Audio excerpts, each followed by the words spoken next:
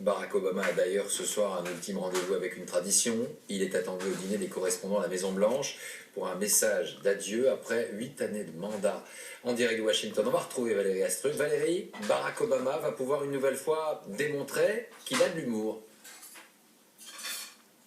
Oui, et pour faire rire le tout Washington pendant 30 minutes, Barack Obama n'a pas préparé seul ce discours. Des bataillons d'auteurs ont travaillé à la Maison-Blanche pour lui fournir une centaine de blagues, à lui ensuite de faire le tri et d'ajouter ses propres traits d'humour.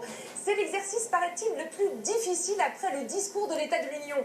Le président doit être capable de se moquer de lui-même, de se moquer de ses adversaires politiques et des journalistes, sans pour autant être trop blessant. Et vous allez voir qu'en 8 ans de mandat, Barack Obama a su imposer un humour assez décapant.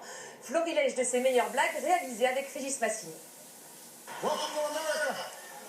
Enchaîner les blagues, l'autodérision et les moqueries devant un parterre de journalistes et de célébrités. En 2 mandats, Barack Obama est devenu un maître de l'humour.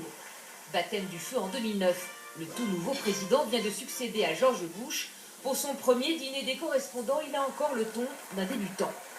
Je dois vous avouer que je n'avais aucune envie de venir ici ce soir. Mais je n'ai pas eu le choix. Encore une galère dont George Bush a oublié de me parler.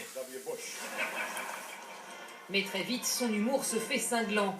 En 2011, Barack Obama s'est trouvé une cible, Donald Trump.